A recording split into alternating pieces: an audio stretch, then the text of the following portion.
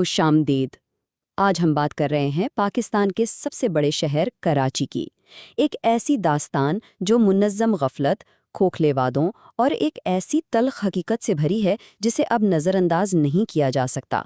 अगर आप कराची को दरपेश इन संगीन मसाइल की जड़ तक पहुंचना चाहते हैं तो हमारे साथ रहिए और मज़ीद ऐसी वीडियोस के लिए इस चैनल को ज़रूर सब्सक्राइब करें। तो कराची को आखिर एक यतीम शहर क्यों कहा जाता है? आइए सबसे पहले इस तल्ख हकीकत को देखते हैं कि आज शहर की गलियों में क्या हो रहा है। देखें, ये सिर्फ एक अखबारी सुर्खी नहीं है। ये कराची में बसने वाले करोड़ों लोगों के दिल की आवाज़ है। एक ऐसा शहर जिसका कोई वाली वारिस नहीं। अभी हाल ही में जो बारिशें हुईं वो कोई रिकॉर्ड तोड़ नहीं थीं, लेकिन शहर का इंफ्रास्ट्रक्चर इतना खस्ता हाल हो चुका है कि अब ज़रा सी बारिश भी उसे डुबोने के लिए काफ़ी है। सड़कें दरिया बन जाती हैं और ज़िंदगी का पहिया मुकम्मल तौर पर जाम हो जाता है। और फिर जब बारिश का पानी, गटरों के पानी और कुर्बानी के जानवरों की आलाइशों में मिलता है तो एक ऐसा जहरीला माहौल बनता है, हवा में ऐसी बदबू फैलती है कि शहरियों के लिए सांस लेना भी मुश्किल हो जाता है। सितम ज़रीफ़ी ये है कि ये शहर मुल्क का माशी दिल है, सबसे बड़ा सहारा है।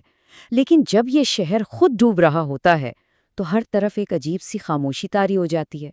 जबकि मुल्क के किसी दूसरे बड़े शहर में इससे छोटा मसला भी हो जाए तो फौरन एक्शन नज़र आता है। आखिर ये दोहरा मियार क्यों? लेकिन ये जो तबाही हम देख रहे हैं, ये सिर्फ नाअहली का नतीजा नहीं है। इसके पीछे एक बहुत बड़ी कहानी छुपी है। खरबों रुपए की माली महरूमी की कहानी। एक ऐसी डकैती जिसने इस शहर को इस हाल पर पहुंचाया है। आदाद शुमार बताते हैं कि पिछले 15 सालों में कराची से 3.3 ट्रिलियन यानी 3,300 अरब रुपए से ज़्यादा की रकम छीनी गई है। तो सबसे बड़ा सवाल यही है कि आखिर ये पैसा गया कहाँ? आइए इस डकैती को हिस्सों में समझते हैं। पहला हिस्सा 1237 अरब रुपए। ये वो रकम थी जो ऑक्ट्राय और ज़िला टैक्स यानी OZT ख़त्म होने के बाद कराची को मिलनी चाहिए थी, लेकिन इसे गैर कानूनी तौर पर विफाकी महसूलात में शामिल कर दिया गया। दूसरा हिस्सा 1361 अरब रुपए। ये वो तरक्याती फंड्स हैं जो आबादी के हिसाब से कराची का कानूनी हक थे, मगर सूबाई और वफाकी हुकूमतों ने ये हक उसे कभी दिया ही नहीं। और तीसरा सबसे बड़ा धोखा, पूरे 1000 अरब रुपए। ये पैसा कराची के बंदरगाहों से इंफ्रास्ट्रक्चर डेवलपमेंट सेस यानी IDC के नाम पर जमा किया गया। कानून के मुताबिक ये पैसा सिर्फ और सिर्फ कराची पर खर्च होना था, लेकिन इसे भी सीधा सूबाई खजाने में डालकर गायब कर दिया गया। और इस नाइंसाफ़ी को समझने के लिए ये मुवाजना देखें।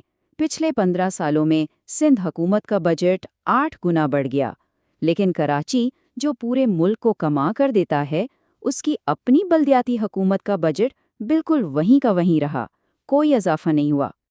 तो जब शहर का पैसा ही इससे छीन लिया जाए तो फिर अवाम के लिए पीछे क्या बचता है?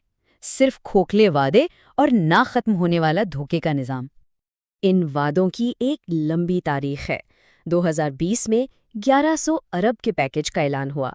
2022 में पानी के मंसूबे की तकमील का वादा हुआ। 2023 में शहर की तरक्की की ज़ाती निगरानी का दावा किया गया। हर साल नए वादे होते हैं और हर गुजरते साल के साथ शहर मज़ीद तबाही की तरफ बढ़ता है।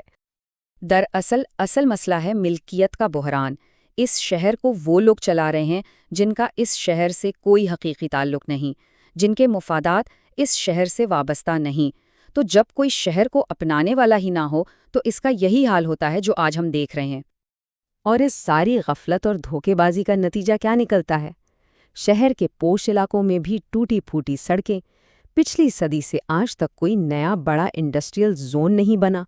पानी की दहाइयों पुरानी किल्लत और हुकूमतों का एक दूसरे पर इल्ज़ाम तराशी का एक ऐसा खेल जिसमें सिर्फ और सिर्फ अवाम पिस रहे हैं। तो फिर सवाल ये पैदा होता है कि इस दलदल से निकलने का रास्ता क्या है?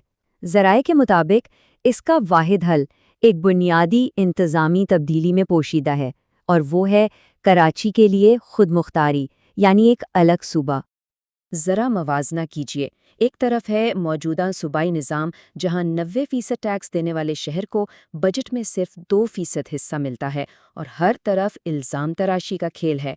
اور دوسری طرف ہے خود مختاری کا راستہ، جہاں مقامی لوگوں کے پاس اپنے شہر کی ملکیت ہو، اپنے مالی وسائل پر کنٹرول ہو اور اپنے مسائل خود حل کرنے کا اختیار ہو۔ اس صورتحال کو صرف نظر اندازی یا ناانصافی کہنا شاید کافی نہیں۔ جیسا کہ کہا گیا ہے، یہ دراصل کراچی والوں کا معاشی قتل ہے۔ اور یہ معاشی قتل کیسے کیا جا رہا ہے؟ کوٹا سسٹم کے ذریعے تعلیم اور نوکریوں کے دروازے بند کر کے، بجلی، گیس اور پانی جیسی بنیادی سہولیت چھین کر، اور 90% ٹیکس دینے والے شہر کو اس کے اپنے وسائل اور نمائندگی سے محروم رکھ کر۔ لیکن ایک بات سمجھنا بہت ضروری ہے، یہ صرف کراچی کا مسئلہ نہیں ہے، اس شہر کی تقدیر کے ساتھ پورے پاکستان کا مستقبل جڑا ہوا ہے۔ جیسا کہ ملک کا ایک معروف مالیاتی اخبار بالکل واضح الفاظ میں کہتا ہے، اگر کراچی ترقی نہیں کرتا تو پاکستان کی معاشی ترقی ایک دور کا خواب ہی رہے گی۔ سوچنے کی بات ہے، جب آپ ملک کی معاشی انجن کو ہی تباہ ہونے دیں گے تو پھر ملک کی گاڑی آگے کیسے بڑھے گی؟ کراچی کی بندرگاہیں، اس کی صنعتیں اس قوم کی معاشی شہرگ ہیں۔ اس شہر کی بقا میں ہی دراصل پاکستان کی بقا ہے۔ آج کراچی ایک جدید موئنجو دڑو کا منظر پیش کر رہا ہے۔ تاریخ گواہ ہے کہ عظیم شہر ایسے ہی تباہ ہوتے ہیں۔ تو سوال یہ ہے کہ اس تباہی کا ذمہ دار کون ہے، اور تاریخ اس کا حساب کس سے لے گی؟